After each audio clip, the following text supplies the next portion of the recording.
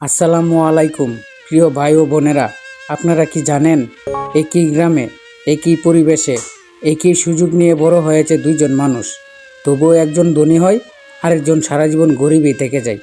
কেন এমন হয়? এটা কি শুধু ভাগ্য, নাকি আমাদের প্রতিদিনের সিদ্ধান্ত, নাকি অভ্যাস, নাকি টাকা নিয়ে ভাবার ধরনেই আমাদের ভবিষ্যৎ গড়ে দেয়? এই বিষয়ে বিশ্বখ্যাত অর্থনীতি বিষয়ক লেখক রবার্ট কিওসাকি একবার বলেছিলেন, "they poor and they middle class work for money, they rich have money work for them." অর্থাৎ গরিব ও মধ্যবিত্ত মানুষ টাকার জন্য কাজ করে, কিন্তু ধনী মানুষ টাকাকেই নিজের জন্য কাজ করায়। এই একটি কথার মধ্যে লুকিয়ে আছে ধনী ও গরিব মানুষের চিন্তা ভাবনার বড় একটি পার্থক্য। আজকের ভিডিওতে আমি এমন 5টি বাস্তব কারণ আপনাদের সামনে তুলে ধরব, যেগুলোর জন্য একই গ্রামে থেকেও কেউ ধনী হয়, আবার কেউ সারা জীবন গরিবই থেকে যায়।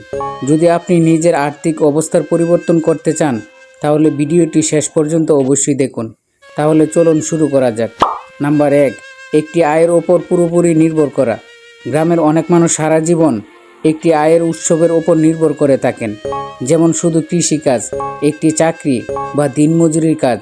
এই একটি আয় দিয়ে সংসার কোনোভাবে চললেও সম্পদ তৈরি করা খুবই কঠিন হয়ে যায়, কারণ একটি আয় বন্ধ হয়ে গেলে পুরো পরিবারই সমস্যায় পড়ে। অন্যদিকে যারা আর্থিকভাবে এগিয়ে যান, তারা চেষ্টা করেন একাধিক আয়ের উৎস তৈরি করতে, যেমন কৃষির পাশাপাশি হাঁস মুরগি পালন, মাছ চাষ, আচার বা মশলা তৈরির ব্যবসা, অনলাইনে পণ্য বিক্রি, কিংবা নতুন কোনো দক্ষতা শিখে অতিরিক্ত আয়ের পথ তৈরি করা। আর এখান থেকে একটি আয় কমে গেলেও অন্য আয় তাদের এগিয়ে রাখে। তাই শুধু আয় করাই যথেষ্ট নয়, আয়ের নতুন নতুন পথ তৈরি করাও জরুরি। নাম্বার 2, ঝুঁকির ভয়ে নতুন কিছু শুরু না করা। অনেক মানুষ মনে করেন যা করছি সেটাই ভালো, নতুন কিছু করতে গেলে যদি লোকসান হয়, এই ভয় অনেককে সারা জীবন একই জায়গায় আটকে রাখে। অথচ জীবনে বড় পরিবর্তন আনতে হলে কখনো কখনো হিসাব করে ছোট ঝুঁকি নিতেই হয়।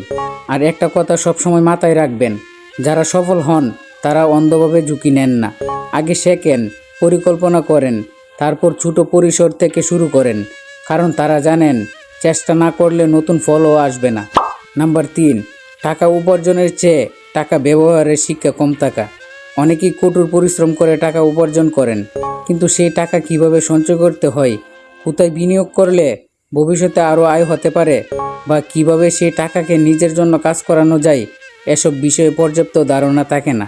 যেমন বৈধ ছোট ব্যবসা, কৃষিভিত্তিক উদ্যোগ, ব্যাংকে সঞ্চয়, বা জেনে বুঝে অন্যান্য বিনিয়োগের সুযোগ কাজে লাগানো ইত্যাদি।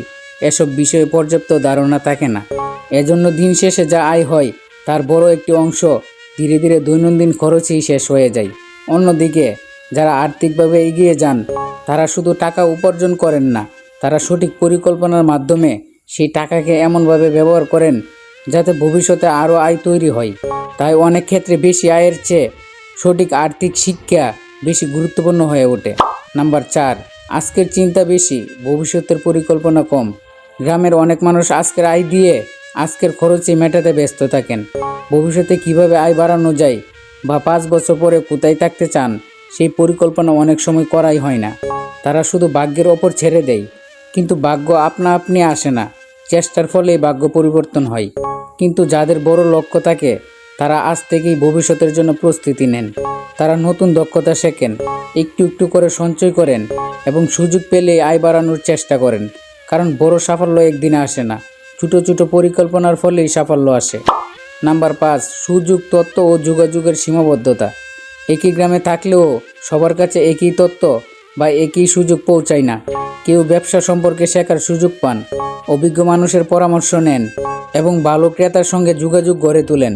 আবার কেউ এসব সুযোগের অভাবে একই পরিশ্রম করেও কম আয় করেন। ফলে সময়ের সঙ্গে একজন এগিয়ে যান আর অন্যজন পিছিয়ে পড়ে। তবে একটি সুখবর হলো, বর্তমানে মোবাইল ফোনে, ইন্টারনেটের মাধ্যমে এবং সামাজিক যোগাযোগের মাধ্যমে তথ্য পাওয়া যায়, নতুন কিছু শেখা যায় এবং মানুষের সঙ্গে যোগাযোগ করা যায়। আগের তুলনায় অনেক সহজ হয়েছে। তাই এখন যারা শেখার আগ্রহ রাখেন, তারা গ্রামেই বসে নতুন দক্ষতা অর্জন করতে পারেন, বাজার সম্পর্কে জানতে পারেন এবং নিজের ব্যবসা শুরু বা বড় করার সুযোগও তৈরি করতে পারেন। তো বন্ধুরা, ভিডিওটি ভালো লাগলে আমাদের চ্যানেলটি লাইক, কমেন্ট, শেয়ার ও সাবস্ক্রাইব করে পাশে থাকুন। পরবর্তী নতুন নতুন ভিডিও দেখার জন্য।